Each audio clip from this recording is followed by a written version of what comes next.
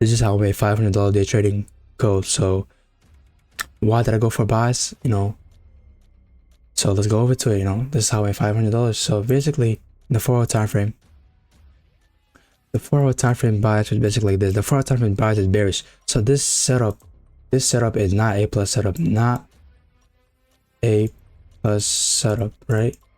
So if it's not an A plus setup, right, I de-risk. So as I said in my video, I posted about it, like, yo, I'm mainly trying to focus on A plus setups, right? But although it's not an A plus setup, I de-risk, you know what I'm saying? So I de-risk, right? So yeah, now let's go over why we took the trade. By the way, I de-risk, just to let you know. So the reason we took the trade is, if you see that the previous time, what did the 4-hour recently do? Took out buy side, right?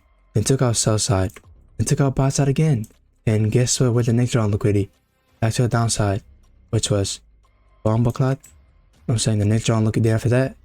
The next one to me, look, this for buy gap right over here, right? So yeah, that's why I went buys. But just keep in mind, there's not a plus setup because the 4-hour time frame is down, right? It's not a plus setup. It's not considered as a plus setup. It's considered as a B plus setup, B plus or A setup, right? Something like that.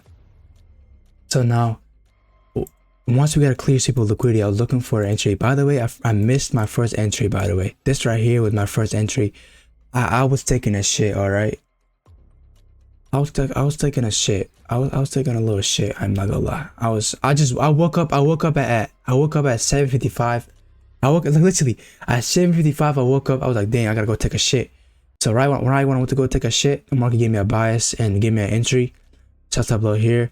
This right here I did not take. This one right here I took, right, for a 1-hour. This one's a 2-hour. This is a 1-hour, right? So yeah, I was gonna take both of them if I actually was both of them. I was gonna take both of them, right? But I only had one. So why did I enter this trade? I was looking for a pullback. The 15-minute fair value I got respected. I was like, yo, this order block should do it. You know what I'm saying? Because I don't think this fair value could push the market right back down, because you got a clear sweep of liquidity. You got clear sweep of liquidity because the 15-minute candle closed above it. Clear sweep, right? That the market wants to change direction.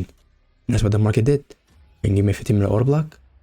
Now 15-minute order block, I was looking for a 5-minute one, right? Boom, 5-minute order block. Now I was looking for an extra confluence, right? So because right here, I got my ideal entry should have been here. My real entry should have been this right here, right? That right there should have been my real entry, but it is what it is, you know what I'm saying? This is what it is. So yeah, so I was basically just waiting for extra confluence, like, yo, I want to see a come back up a little bit, because I was kind of not, you know what I'm saying?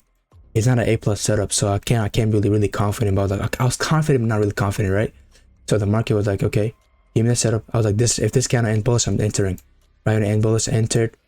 Right here, the break-even spot, as you can see. So this trade ended. This trade right here, quick break-even spot. So no more risks on the table. I was like, okay, if it goes up higher, I'll make money. If it goes up lower, I'm not gonna lose no money. I'm break even, right? So yeah, and eventually we get level broke. Eventually, I'm gonna take profit. Probably wondering, well, why didn't you put your take profit here? Why don't you take it? Why did you be, we take profit here? Because you hate to take profit over there. But you gotta keep in mind, this is not too far away. This is not too far away from each other. So it's like literally no meaning for us to go all the way for take profit, because they're not too far away. I'm realistically, right? We don't want to be greedy.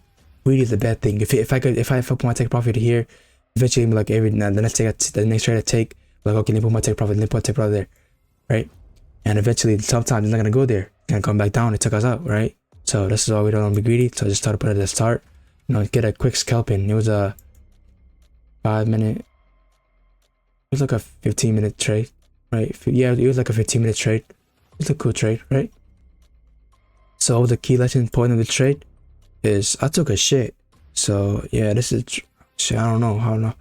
What are the lessons of the trade is not an A plus setup. So the key point of this trade is when it's not a A plus setup. When it's not a A plus setup, where the 4-hour drawn liquidity is in line with the 4-hour bias and the 1-hour drawn liquidity is in line with the 4-hour bias, right? When it's not an A plus setup, de-risk. So still, if you want to take the trade, take it, but de-risk on the table. Don't put too much risk on the table. De-risk, because why? Because it's not an A plus setup. But although I ain't focused on an A plus setup, which I will, but yeah, this was a de-risk risking. I didn't risk too much. I just de-risk, and yeah, I'm saying. But it's just how I made $500 day trading gold. Yeah, we might get another trade, but that's after like 10 a.m.